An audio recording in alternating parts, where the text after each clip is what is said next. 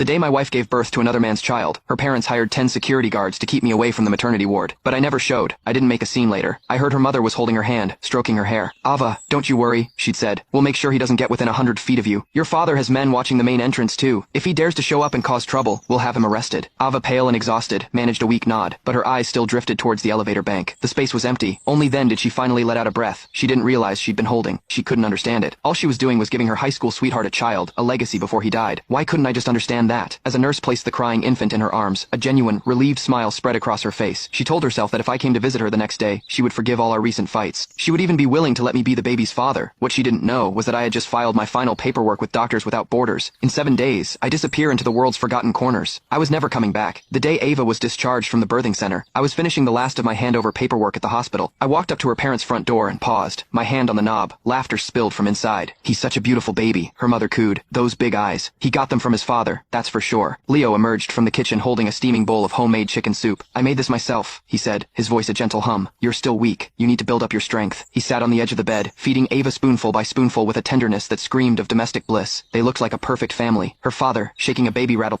was grinning from ear to ear. "This little guy is just so charming, just like his dad. Thank God he's not Ethan's." Can you imagine? Having a doctor for a father would be a nightmare. All work and no play. My hand tightened on the doorknob until my knuckles were white. I remembered the first time I met her father. He'd clapped me on the shoulder, beaming, "A doctor saving lives. It's an honor to have you in the family." He'd told me he'd been a surgeon himself, forced into early retirement by a violent patient who'd ruined the nerves in his hand. Now, he was saying a doctor wasn't fit to have a family. I had been away for a 1-year fellowship. In that single year, this home had become a place where I no longer belonged. I lowered my head, a bitter taste filling my mouth. Ava and I had been married for 3 years. She told me she was staunchly child-free, and I understood the risks of childbirth, the 9 circles, of hell ordeal it can be for a woman. I never pushed her. I remember the day I left for my fellowship abroad. She'd cried, her eyes red, rimmed, telling me she couldn't bear to be without me. For that entire year, we were inseparable. Despite the distance, we called every day, sharing every little detail of our lives. My colleagues would tease me, saying we were like newlyweds, even after 3 years. Then, 1 month ago, I finally got approval for a surprise trip home. I endured an 8-hour flight, my body screaming with exhaustion, but I didn't care. I rushed straight from the airport, only to find Ava on our doorstep, her belly swollen and round, her hand in that of her first love. Leo's voice pulled me from the memory. "Ethan, man, when did you get back? Why are you just standing in the doorway?" The laughter inside died. Everyone turned to look. When Ava's father saw the resignation letter in my hand, his brow furrowed into a tight knot.